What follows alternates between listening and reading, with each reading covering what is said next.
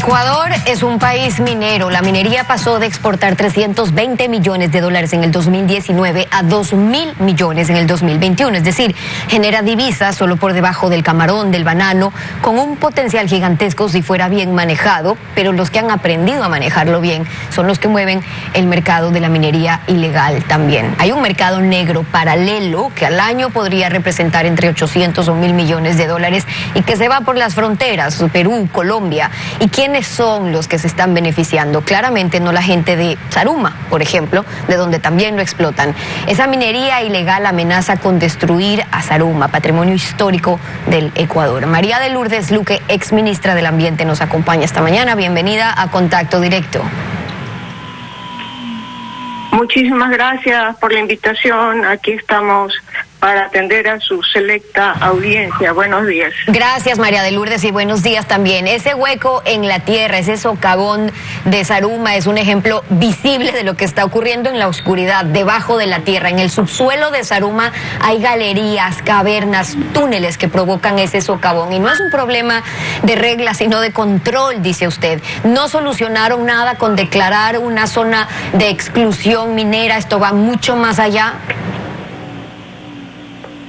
Sí, no solamente que no es cuestión de normas, sino que también falta una institucionalidad fuerte y haber entendido que la minería es el futuro del país.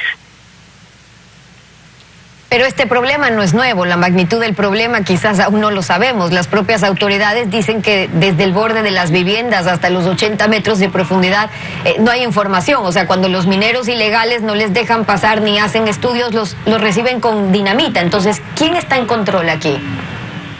Ese es el grave problema. Si usted no tiene una seriedad en ver un sector como el minero como una meta país, de decidir, el país tiene que caminar, como usted ha dado los números claramente, tiene que caminar a sustituir el petróleo con la minería.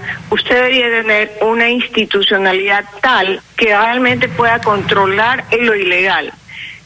Hay estudios que demuestran, y estos son estudios que salieron en el 2016 del Global Initiative Against the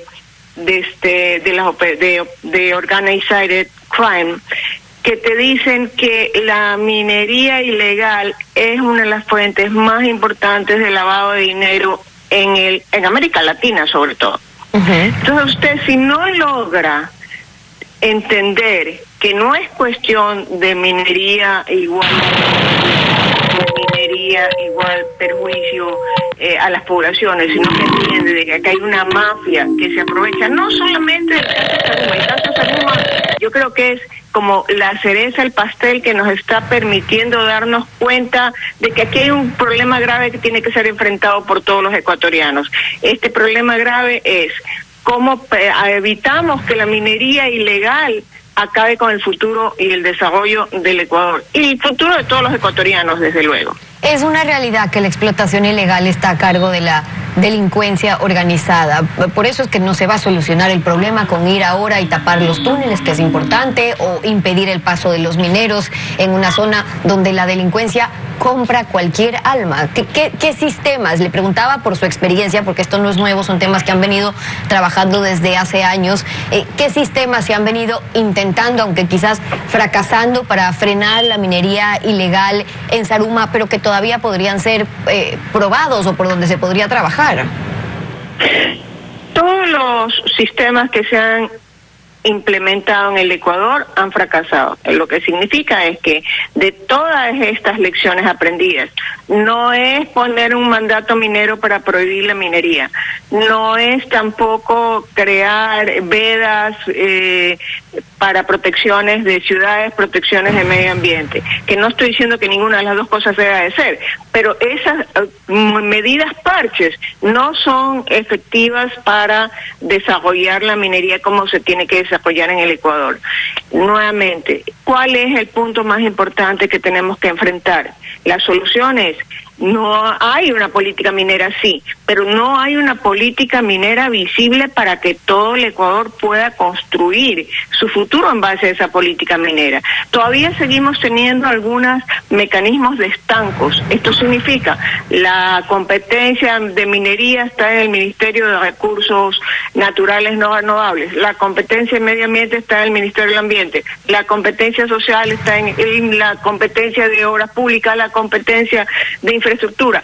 No, si nosotros queremos apostarle a la minería, lo que tenemos que aprender es de los errores tanto de la minería como del petróleo. No podemos tampoco manejar la minería como manejamos el petróleo. No puede ser que en el bolsillo de los ecuatorianos no se sienta el bienestar que va a traer la minería. Yo creo que estamos en un momento en el cual Zamora, el caso mismo que acaba de, Saruma, el caso que acabamos de ver en el año 2016 con el problema que tuvimos graves en la Merced, Buenos Aires, con toda una población que se dedicaba a la minería ilegal y al narcotráfico. Esos son señales que te dicen, enfrentemos la minería con las mejores estrategias políticas, ambientales, de control. Entiendo yo que existe una mesa para controlar la minería ilegal. Esa mesa tiene que dejar de ser una mesa de conversación, tiene que ser eficiente, con Fuerzas Armadas, con policía, realmente enfrentando hasta con cooperación internacional para poder frenar este drenaje de lo ilegal y que está contaminando permanentemente el desarrollo de la minería en el Ecuador. Ahí también, y por cierto, lo que propone entonces es prácticamente un ministerio, está ahí sentado en gabinete para darle la prioridad del caso a lo que supone la minería. Ahora, sobre la falta de control, es visible, es decir, hay plantas, por ejemplo, hay plantas que están procesando el material, pero por ende, si está saliendo tanto material, oro ilegal, están procesando material ilegal. Unas se escudan porque sí tienen licencias y sus licencias ambientales, pero tienen licencia para trabajar el oro legal, no el oro ilegal. ¿Por qué no se pueden controlar todas esas plantas, por ejemplo? Sí, se pueden controlar las plantas de minería, pero el oro también sale ni siquiera hasta en granos, hasta tal cual semiprocesado, y a veces ni siquiera pasan por las plantas de aprovechamiento. Si existiese un ministerio, como usted lo ha planteado, y eso es lo propio, tener un ministerio de minas, con una política clara, con una comunicación que aclare que la minería no es el enemigo, la minería ilegal, la contaminación de la narcopolítica, del narcotráfico hacia la minería ilegal. Ese es el problema, pero nadie lo dice. Yo creo que el problema también, adicionalmente, de institucionalidad y recursos para el control que usted está planteando de todas las plantas de aprovechamiento, de todos los sistemas, por donde están puertos, aeropuertos, por dónde sale la minería, por dónde sale el oro, porque al final el oro es lo que más les interesa a los narcotraficantes para lavar sus dineros.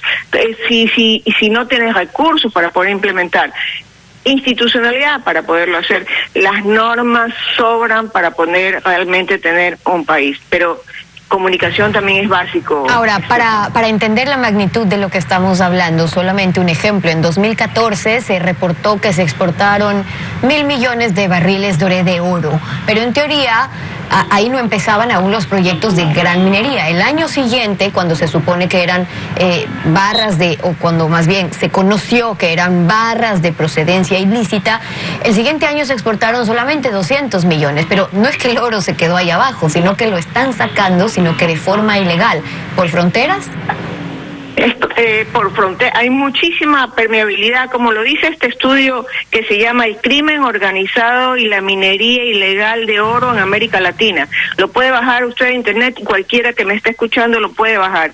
Se llama La mejor lavandería del dinero sucio del narcotráfico. Este estudio, hecho por una institucionalidad seria, te dice que hay una conexión permanente entre las mafias colombianas, ecuatorianas, peruanas, y ahí hay un flujo permanente de entrada y de salida, tanto de precursores como obviamente de oro. Que Zaruma ha sido vulnerada por una mafia que el Estado no puede controlar, es lo que ha dicho incluso el propio alcalde de la ciudad. Y el gobierno dice que hay gente que está siendo explotada incluso para que vayan a las minas. Es decir, son grupos delincuenciales, estamos hablando de quienes financian operaciones. Pero ¿por qué ha costado tanto frenarlos? ¿O es que estamos hablando, exministra, de otros espacios donde es tanto el dinero que se está moviendo ahora que han ido comprando los filtros, incluso las esferas políticas o judiciales que tienen que pasar para poder sacar su oro? Puede ser. Realmente yo no tengo la respuesta para eso, Steffi. Lo que sí le puedo decir es, la primera mina que se estableció en el Ecuador fue en 1897, en el gobierno de Juan José Flores. Desde entonces, una compañía americana operó la primera mina justamente en Zaruma.